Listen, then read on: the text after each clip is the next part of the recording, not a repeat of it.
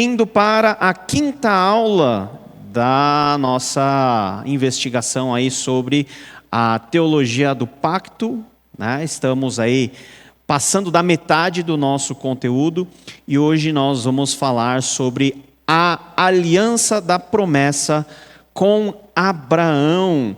Para você ter uma ideia, essa é a aliança, vamos dizer assim, central, que tem implicações inclusive para nós hoje, porque nós, em Cristo Jesus, nós vivemos também a realidade da aliança que Deus fez com Abraão.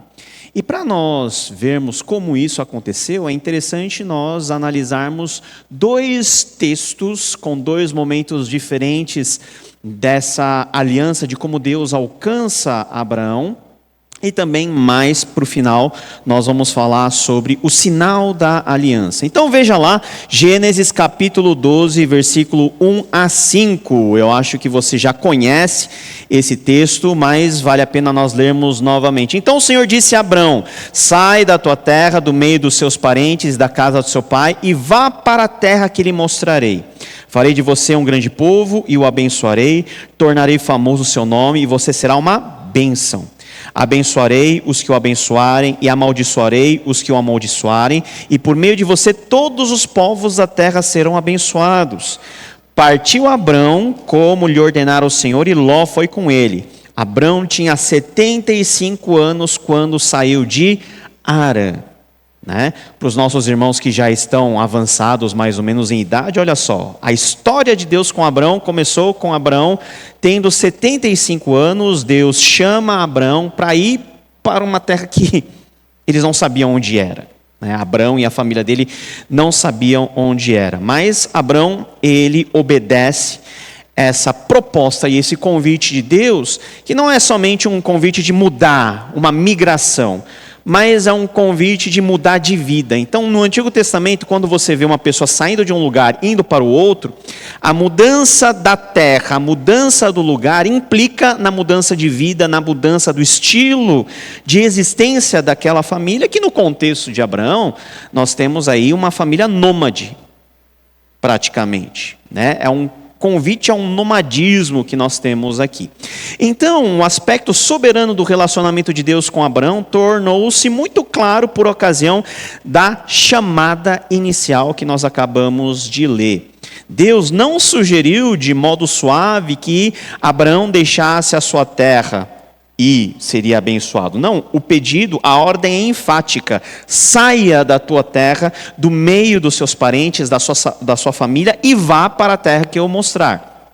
Então, é um tipo de pedido, vamos dizer assim, um pouquinho inusitado no seu conteúdo e com um tom solene.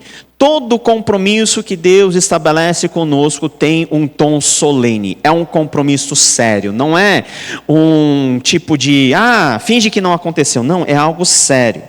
A passagem, porém, mais significativa na narrativa patriarcal, que trata especificamente do conceito de aliança, é de longe aquele que está em Gênesis capítulo 15.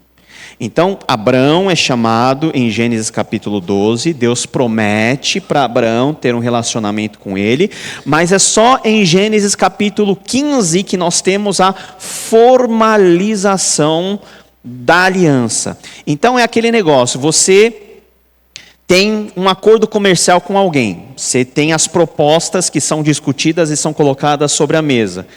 Proposta é proposta, convite é convite, mas quando o convite começa a valer mesmo? Quando a proposta começa a entrar em vigor? No momento que ambos assinam o contrato. Então nós temos em Gênesis capítulo 15 a assinatura do contrato dessa aliança, que é chamada pelos teólogos de aliança da promessa. Por quê? Porque em Abraão existe uma promessa feita que implica na transformação da vida do próprio Abraão, da sua esposa, da sua família, mas que tem reverberação até os dias de hoje. Então a grande promessa que Deus fez conosco por meio de Abraão é o foco daquilo que nós vamos falar hoje. E precisamos então ler o que acontece em Gênesis capítulo 5, e do versículo 1 a 7 está escrito: depois dessas coisas, o Senhor falou a Abrão numa visão: não tenha medo, Abrão, eu sou o seu escudo, grande será a sua recompensa. Mas Abrão perguntou: ó soberano Senhor, que me dará se continuo sem filhos e o herdeiro do que possua Eliezer de Damasco? E acrescentou: tu não me deste filho algum, um servo da minha casa será o meu herdeiro. Então o grande drama aqui é, de um lado, Deus prometer a Abraão uma grande descendência, mas de outro, Abraão ter um encontro com a realidade. Qual que é a realidade? Ele tem 75 anos, Sara provavelmente está nos seus 70. Rola descendente nessa situação normal? Não. Ambos já estão num timing já ultrapassado de terem filhos. E a grande questão é que Abraão pensa o seguinte: eu não tenho filhos, então eu vou pegar um dos meus servos e vou adotá-lo como filho, porque essa prática era uma prática muito comum no contexto da antiguidade. Mas, diante disso, Deus dá uma resposta. Qual que é a resposta que Deus dá? Seu herdeiro não será este, ou seja, Eliezer. Um filho gerado por você mesmo será o seu herdeiro. Levando para fora da tenda, disse: olhe para o céu e conte as estrelas, se é que pode contá-las, e prosseguiu: assim será a sua descendência. Essa é a promessa. Agora, o que acontece com Abraão? Abraão crê na promessa. E isso é creditado a ele como justiça. É o mesmo texto que lá em Romanos Paulo vai selecionar para dizer que a fé é um elemento importantíssimo para a nossa salvação. Da mesma maneira que Abraão creu e isso foi creditado como justiça a ele, quando nós cremos, a justiça de Cristo é creditada, é imputada em nós. Abraão creu no Senhor e isso lhe foi concedido como justiça. Nós temos vários defeitos de Abraão. Abraão acaba titubeando na confiança dele na promessa. Abraão acaba fazendo um monte de coisa errada, mas algo que os autores bíblicos deixam como qualidade de Abraão é que Abraão creu. É um homem de fé. E Deus encerra dizendo: eu sou o Senhor que o tirei de Ur dos Caldeus para dar-lhe essa terra como herança. Então, terra, descendência, tudo isso faz parte da promessa que Deus ofereceu a Abrão. O nome de Abraão, na ocasião, era Abrão. Mas como que essa aliança ela é formalizada? Então nós temos a instituição da aliança que você vê a partir do versículo 8 do capítulo 15 até o versículo 21. Graciosamente o Senhor infunde confiança ao patriarca mediante a ratificação formal de um compromisso à aliança. Ordena a Abraão que apresente diante dele determinados animais. Então você vê a partir do versículo 9 que tem algo meio que estranho acontecendo. Nós já falamos em algum momento sobre isso, mas Deus manda trazer vários animais de diferentes portes, partir o animal ao meio, colocar uma parte de um lado e uma parte do outro. Os animais pequenos eles são colocados também à parte.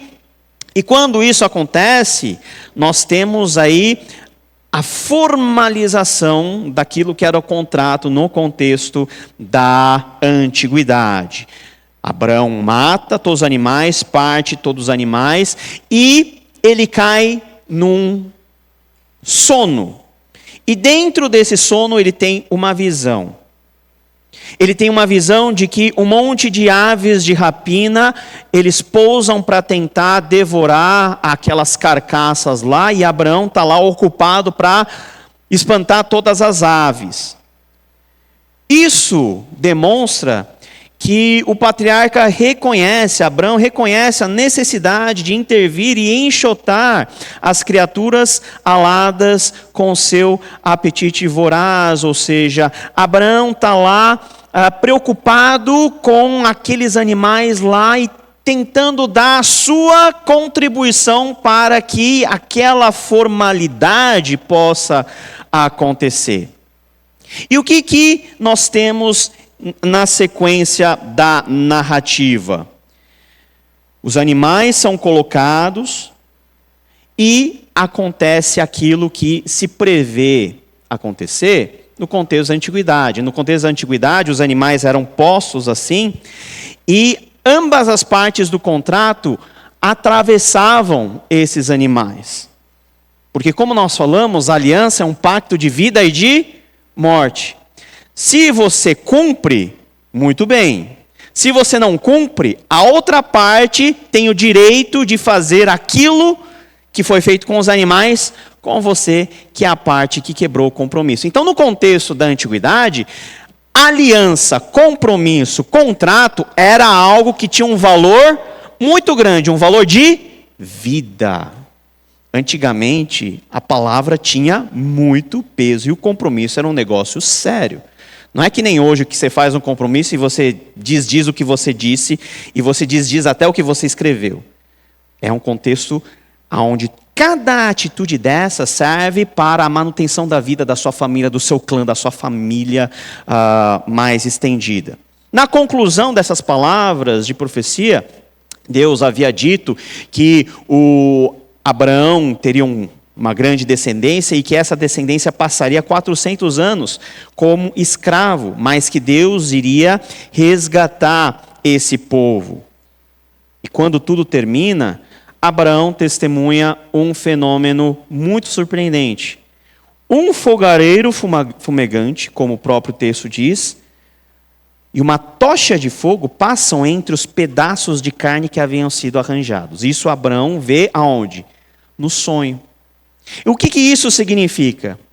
A ênfase na promessa divina nessa aliança é admiravelmente destacada por um aspecto da narrativa. Ao contrário do que se pode esperar, Abraão não passa entre os pedaços divididos que representavam a condenação da auto-maldição da aliança. Ou seja, quebrando a aliança, Abraão também teria que morrer, se ele passasse no meio, o que era esperado que Abraão fizesse. Mas veja que o texto diz que o Senhor da aliança não requer que o seu povo tome sobre si mesmo o juramento da automaldição. Somente o próprio Deus passa por entre os pedaços. Ou seja, duas pessoas estão fazendo o contrato lá, Abraão e Deus. A formalização está lá, os animais fendidos. Se esperava que essas duas pessoas passassem pelo meio dos animais. Mas o que acontece? Só Deus passa. Qual que é o sentido disso para nós? É que essa aliança que Deus propõe ao ser humano é uma aliança unilateral. Deus sozinho garante a validade dessa promessa. O ser humano, Abraão, que é incluído nessa aliança, não tem méritos a apresentar diante de Deus. E é totalmente uma aliança baseada na graça de um Deus que sabe que Abraão não pode cumprir os termos da aliança e por isso mesmo ele, Deus sozinho, garante a validade dela. As pessoas dizem assim, mas no Antigo Testamento nós temos um Deus muito irado e no Novo Testamento nós temos um Deus gracioso. É uma visão muito deturpada das coisas, porque até no Antigo Testamento, nos momentos mais sombrios da história da humanidade, durante a queda, durante os momentos em que você vê o mal correndo solto, nós vemos a misericórdia de um Deus que vai ao encontro de um povo com quem faz uma aliança de redenção, de salvação. E quem garante? O próprio Deus garante. Deus entrou sozinho com a vida e com a morte para garantir acesso a todos que creem a essa aliança e a essa promessa. Qual que é o custo de você estar aqui sentado como povo de Deus? O custo foi a vida e a morte propostas por Deus. Isso não quer dizer que Abraão não tinha obrigações na relação pactual, muito pelo contrário. Abraão tinha que ser obediente, manter-se fiel. Ele já tinha recebido a ordem de deixar sua pátria. Mais tarde, se lhe exigirá de maneira inequívoca a administração do selo da circuncisão a todos os seus descendentes machos, homens. Como, porém, a aliança é formalmente instituída em Gênesis 15, o Senhor dramatiza o caráter gracioso da relação da aliança mediante o ato de passar ele somente entre os pedaços. Essa aliança será cumprida porque Deus assumiu para si mesmo total responsabilidade de velar pelo seu cumprimento. Porque a promessa de Deus não falha, porque Deus garante o seu cumprimento. Ao custo de quê? Da sua vida e da sua morte. Ou seja, é uma aliança inquebrável. É um compromisso que é eterno. E é uma promessa que sempre se cumprirá. Por quê? Porque se apoia na bondade e na misericórdia de Deus. Isso com relação a Abraão. Quem era Abraão? Um descendente de Sem, que vivia lá em Ur dos Caldeus, provavelmente vivendo uma vida idólatra, como todos os seus antepassados. O que Abraão fez para ganhar o favor de Deus? Nada. Abraão não tinha méritos para apresentar. Mas mesmo assim, Deus escolhe Abraão e estabelece com Abraão um compromisso, e por meio de Abraão, um compromisso ainda mais amplo de abençoar todas as famílias da terra por meio da família dele. Você pode achar assim, mas isso é em relação aos judeus. O que eu tenho a ver com isso? Nós já vamos ver o que nós temos a ver com isso. Abraão diz, como poderei saber, como poderei ter certeza das coisas? Para que Abraão tivesse a certeza visual, Deus dramatiza todo o aspecto formal dessa aliança. A aliança solene de auto-maldição da aliança, a cerimônia solene da auto-maldição da aliança, fornece a resposta do Senhor. Eu prometo, eu me comprometo solenemente como Deus Todo-Poderoso. A morte pode ser necessária, mas as promessas da aliança serão totalmente cumpridas. A nossa âncora não está naquilo que nós podemos fazer, está naquilo que Deus já fez. Por isso que crer em Jesus tira um peso muito grande dos nossos corações. Porque nós não podemos fazer nada para agradar a Deus. Mas Deus fez aquilo que era necessário para nos alcançar. E mesmo não merecendo, nós fomos chamados a viver essa realidade, que é uma realidade que se cumpre em Jesus Cristo. Nele Deus está conosco. Ele ofereceu o seu próprio corpo e sangue como vítima das maldições pactuais. Quem morreu não foi eu, não foi você. Foi o próprio Filho de Deus que foi enviado para isso. Sua carne é rasgada para que seja cumprida a palavra de Deus ao patriarca e de tabela a todos nós. Ele se oferece a você e diz, tomai e comei, isso é o meu corpo, isso é o meu sangue da aliança derramada por muitos, bebam deles todos. Nós vamos celebrar a ceia do Senhor daqui a pouco. A ceia do Senhor é a celebração da morte de Jesus até que Ele venha. E qual que é o valor da morte de Jesus? É a morte que tornou a promessa aplicável a todos que creem. Aqueles animais que foram prefigurados lá na visão de Abraão, é cumprido quando Jesus mesmo, a carne de Jesus é rasgada, o sangue de Jesus é vertido, para nos dar a certeza final de que nós fazemos parte dessa aliança também. E olha só o que Paulo vai dizer lá em Gálatas, capítulo 3, versículo 13 a 14. Cristo nos redimiu da maldição da lei, quando se tornou maldição em nosso lugar. O ser humano não poderia cumprir o trato com Deus, então logo o ser humano tinha que morrer, porque esse é o trato, esse é o pacto. Mas o que Jesus faz? Ele morre em nosso lugar, para que aquela promessa feita aos pecadores possa ter o quê? Validade. Pois está escrito, maldito todo aquele que foi pendurado num madeiro. Isso para que em Cristo a bênção de Abraão chegasse também aos gentios, para que recebêssemos a promessa do Espírito mediante a fé. Gente, nós hoje, em 2024, pela fé em Cristo Jesus e por meio de tudo aquilo que Cristo fez por nós, nós somos herdeiros das bênçãos de Abraão. Por isso que nós podemos falar que Abraão é o nosso pai da fé. E o pai Abraão tem muitos filhos. Nós somos os filhos espirituais de Abraão, no sentido de nós fazemos parte daquilo que começa lá em Gênesis 12, que é cumprido na pessoa de Jesus e que é realizado e aplicado a cada um de nós.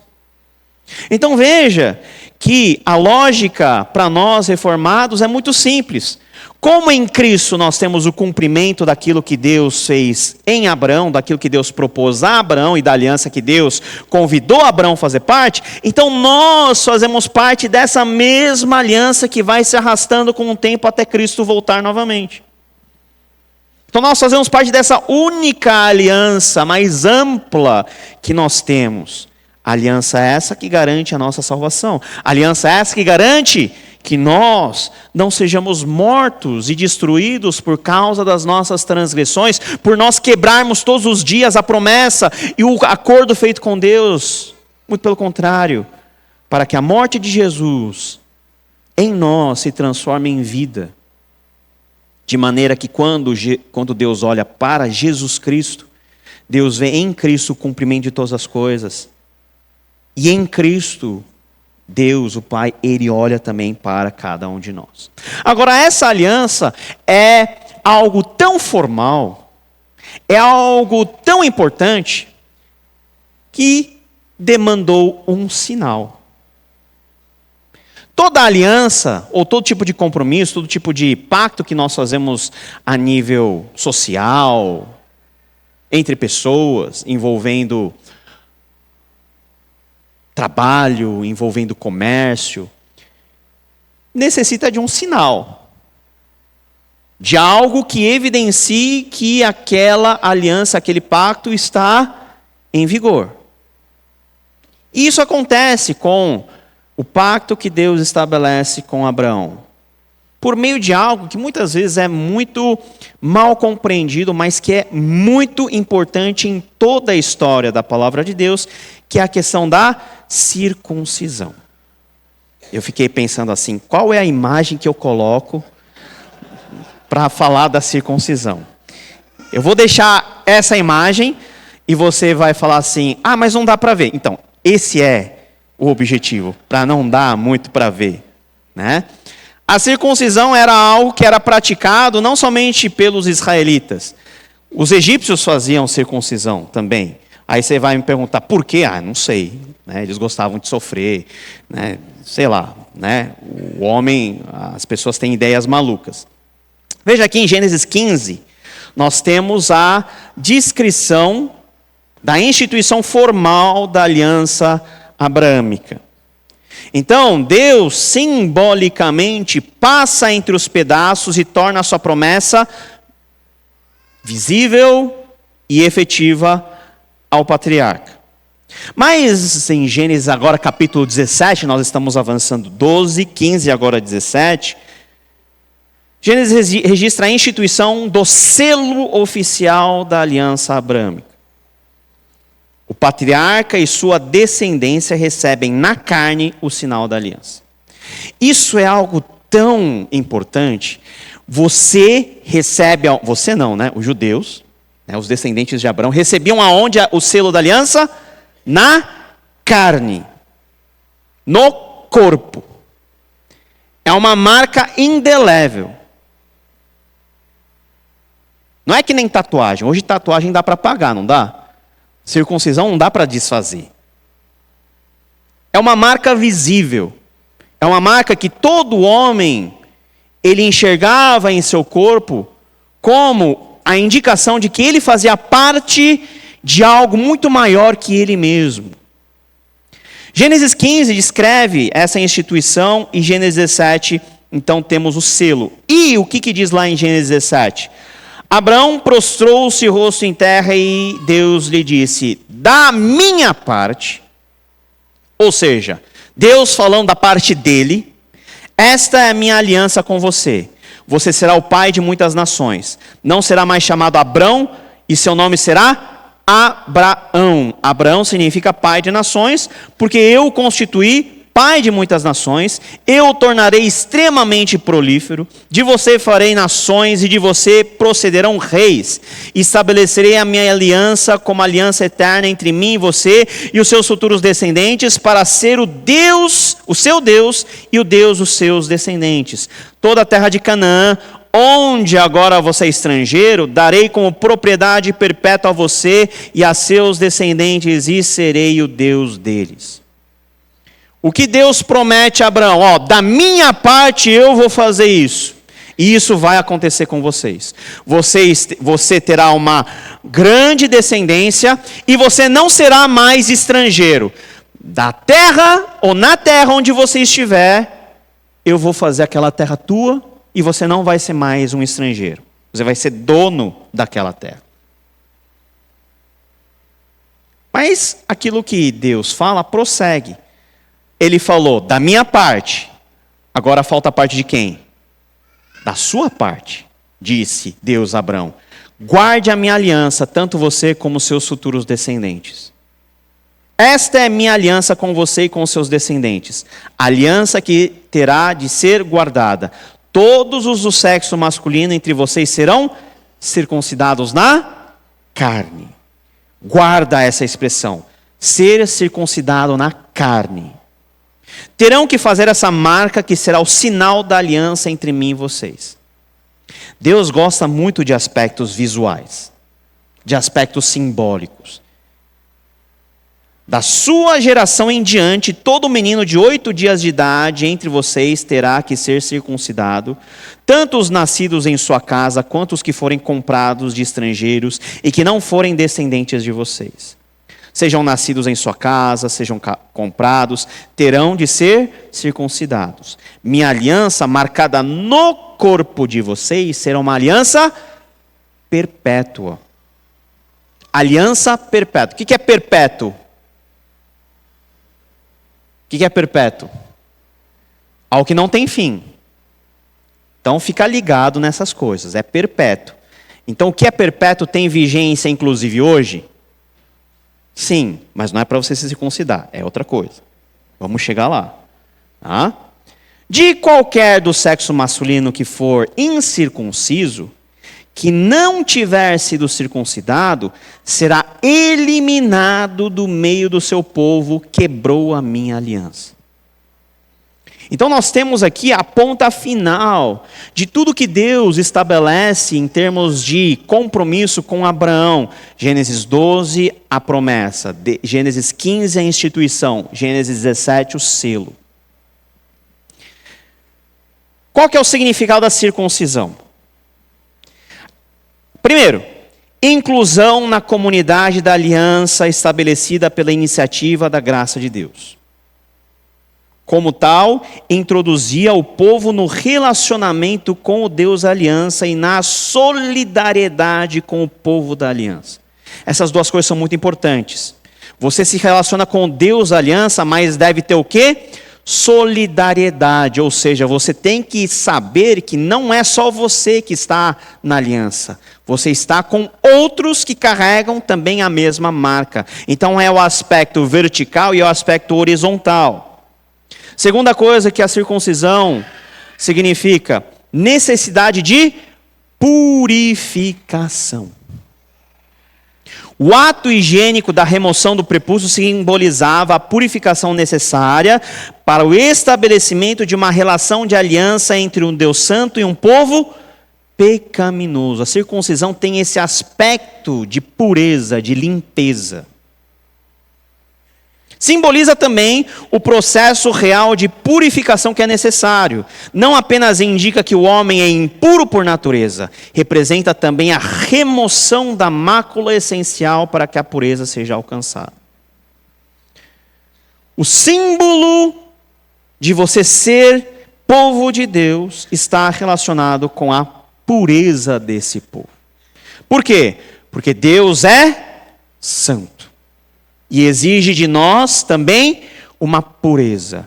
Uma pureza moral, uma pureza que envolve a nossa ética, mas inclusive uma pureza marcada na própria carne.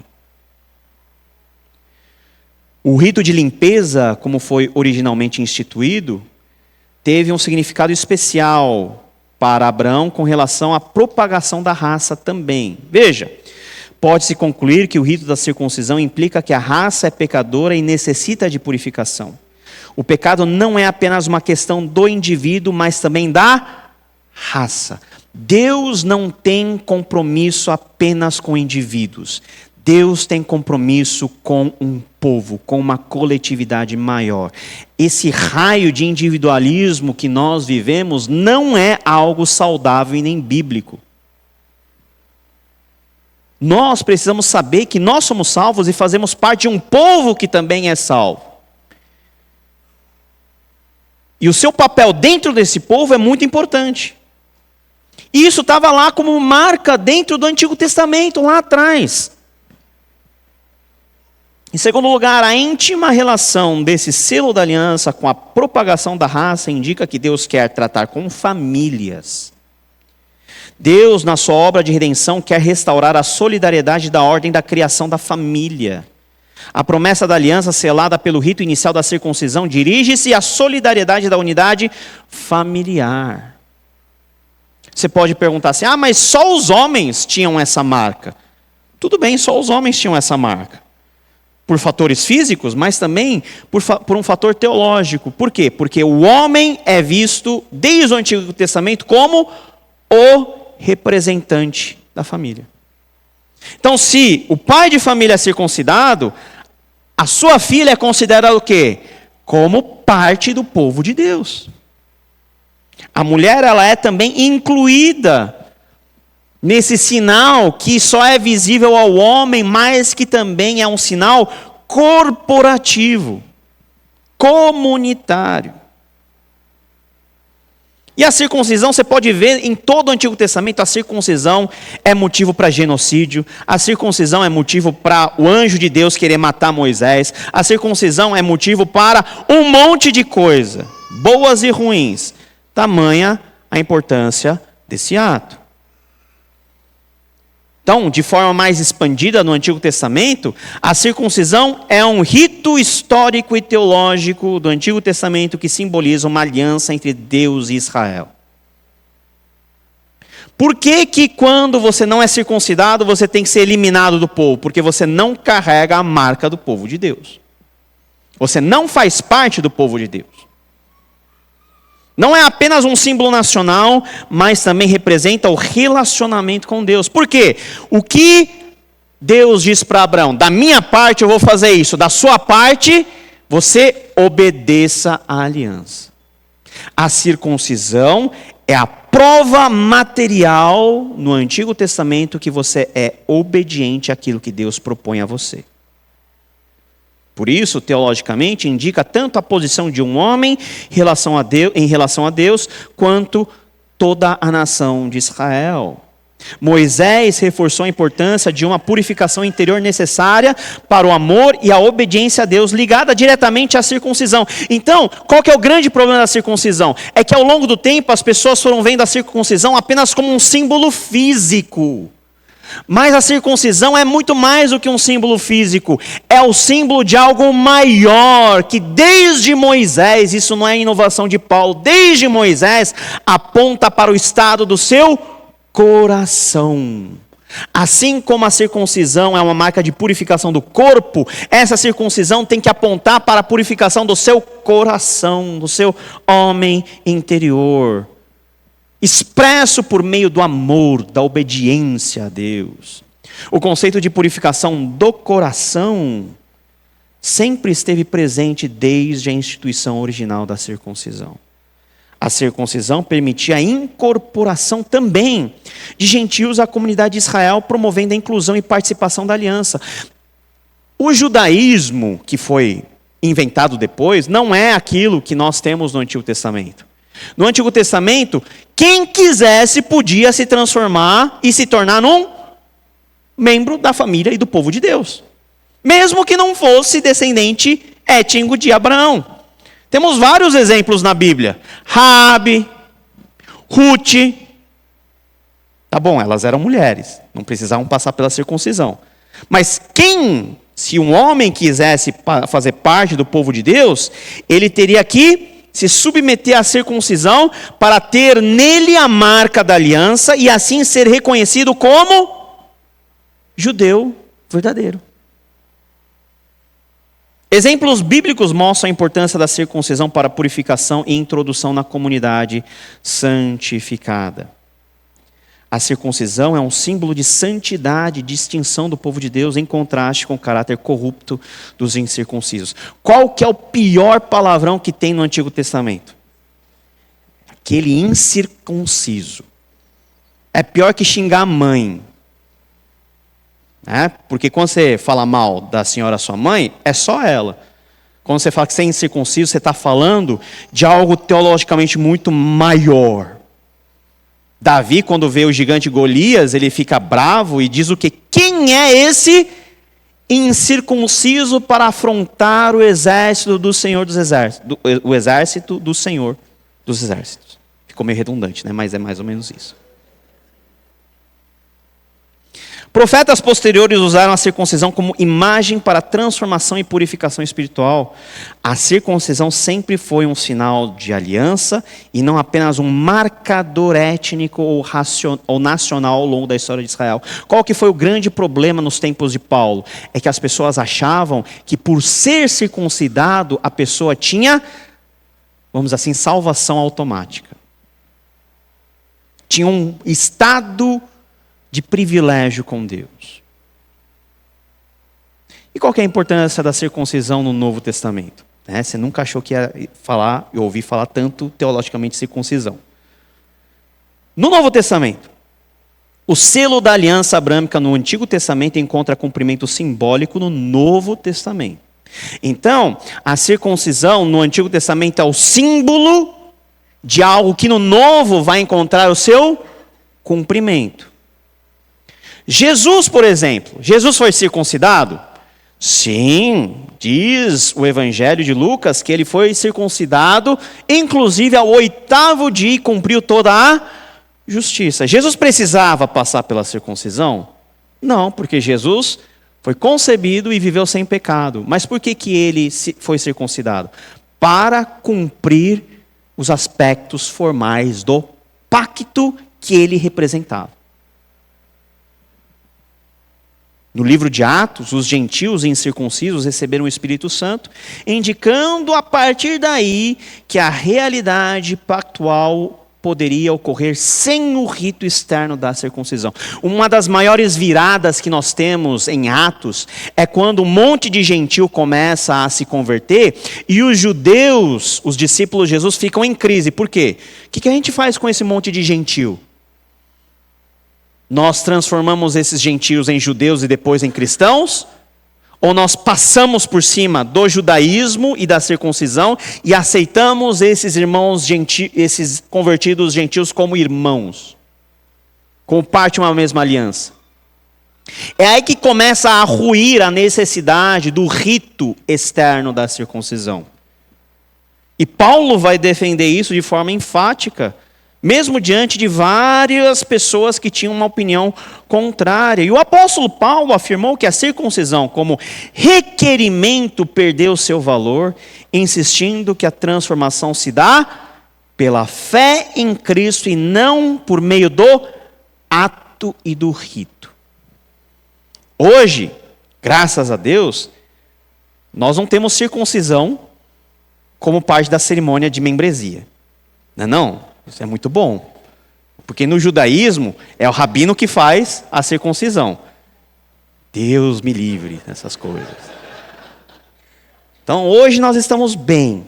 Ninguém quer que você se circuncide. Por quê? Porque a circuncisão perdeu o seu valor. Por que perdeu o seu valor? Porque em Cristo nós temos a realidade do cumprimento que torna obsoleto aquilo que antes era praticado. a essência do simbolismo de purificação e incorporação comunitária da circuncisão é relevante para a nova aliança substituída pela purificação interior. E como Paulo desenvolve isso? Depois vocês olham as referências, vocês vão receber o slide. Romanos 4, 3, 9 a 12 explica que a fé de Abraão foi contada como justiça e a circuncisão serviu como selo dessa fé. Qual que é o argumento de Paulo? O que veio primeiro, a circuncisão ou a fé? O que veio primeiro? A fé veio primeiro, a circuncisão foi dada depois, então a fé tem um valor maior sobre a circuncisão. Romanos 2, 25 a 29 ressalta que a verdadeira circuncisão é a do coração pelo Espírito, não meramente um rito físico. Antigamente eram pessoas que cortavam para fazer a circuncisão no corpo. Hoje a circuncisão é feita onde? No coração. E quem circuncida o nosso coração? É o Espírito Santo que habita em nós, que nos purifica, que nos santifica. Filipenses 3,3 declara que a verdadeira circuncisão é o quê? Espiritual, indicando a adoração no Espírito. O termo selar na circuncisão e na possessão do Espírito no Novo Testamento une ambos os conceitos. Então, quando o apóstolo Paulo fala que nós somos selados pelo Espírito, esse selo é o quê? É um sinal visível e é o substituto daquilo que era o selo visível no físico das pessoas, que era a circuncisão. Colossenses 2, 11 a 12 relaciona a circuncisão e batismo, mostrando que o batismo cumpre o papel de purificação da circuncisão na nova aliança. É por isso que, dentro da nossa tradição reformada, nós consideramos o batismo como a nova circuncisão. Porque o que é o batismo? O batismo é a formalização da sua membresia. Você é formalmente reconhecido como membro da igreja, do corpo de Cristo, com responsabilidades, com deveres. Algo que já acontecia dentro do contexto do Antigo Testamento com a circuncisão. Então, lembra, nós temos uma mesma aliança. Então, nós precisamos de sinais da aliança. A aliança, ela encontrou seu cumprimento em Cristo Jesus. E com Cristo Jesus, tudo que era obsoleto passou a não fazer mais parte dessa nova dinâmica que nós vivemos depois de Cristo. A circuncisão que era feita na carne deixa de existir e agora nós temos o quê? O batismo que cumpre essa função. O batismo salva? Não, o batismo não salva. É um sinal da aliança. É por isso que nós batizamos os nossos infantes. A união com Cristo é enfatizada como parte essencial da experiência de purificação do crente. Os ritos de purificação da antiga e nova aliança se relacionam diretamente com o batismo, substituindo a circuncisão como o rito exterior que simboliza a realidade interior. Paulo une de maneira mais firme possível os dois ritos, o da circuncisão e do batismo. No sentido mais completo possível, o batismo sob a nova aliança cumpre tudo o que era representado na circuncisão sob a antiga aliança.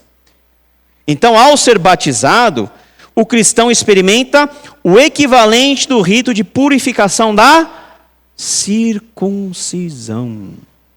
Dentro da perspectiva reformada, batismo está muito mais relacionado ao aspecto da purificação.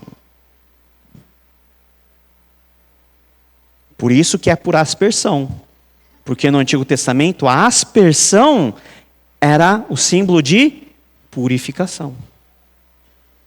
Ter a experiência da circuncisão de Cristo, vai dizer o PK Dewitt, mediante o despojamento do corpo da carne, é o mesmo que ser sepultado com ele e ressuscitar com ele no batismo por meio da fé.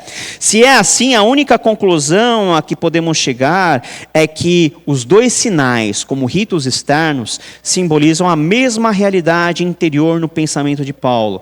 Assim, pode-se afirmar positivamente que a circuncisão é, no Antigo Testamento, a contraparte do batismo cristão.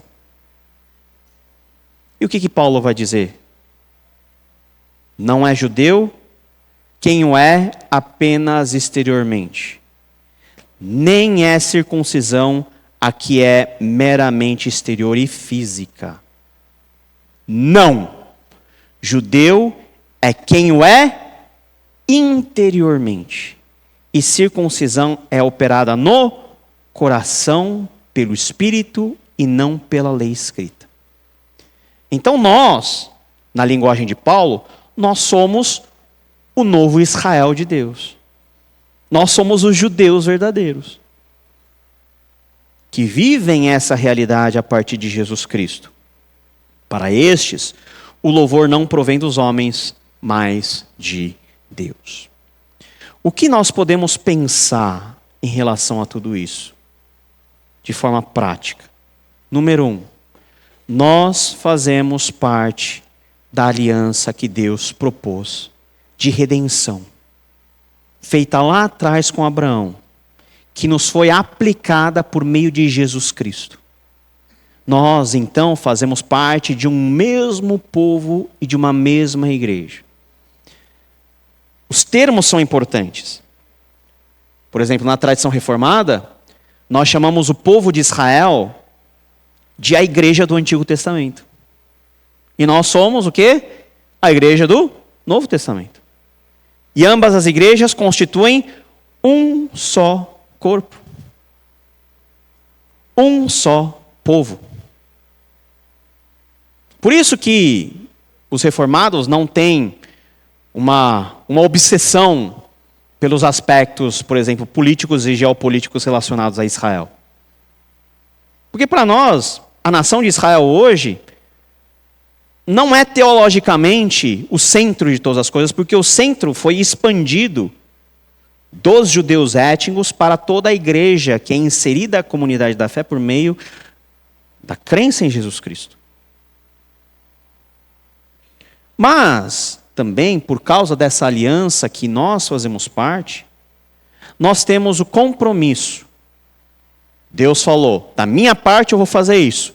Agora, da sua parte, ou seja, nós temos que ter um senso de responsabilidade daquilo que é a nossa parte na aliança. Que é o quê? Obedecer. Obedecer no sentido mais amplo, mas também no sentido mais estrito, de carregarmos em nossos corações a marca indelével do povo de Deus, que não é mais a circuncisão física, mas é a habitação do Espírito em nossos corações, que faz com que o nosso coração seja diante de Deus um coração circuncidado, e a nossa vida por inteiro passa a ser uma vida purificada diante de Deus. Qual que é o custo dessa aliança? O custo dessa aliança é o que nós celebramos aqui na frente. A mesa do Senhor. E olha só que legal, nós falarmos da mesa do Senhor, nós celebrarmos a mesa do Senhor falando dentro desse contexto de sangue, de aliança. Gente, quando você for daqui a pouco participar dos elementos, você tem que pegar os elementos e ter a noção daquilo que significa para você. Aquilo significa e contém a presença espiritual de Jesus Cristo, falando de que Ele morreu para que a aliança pudesse valer para você.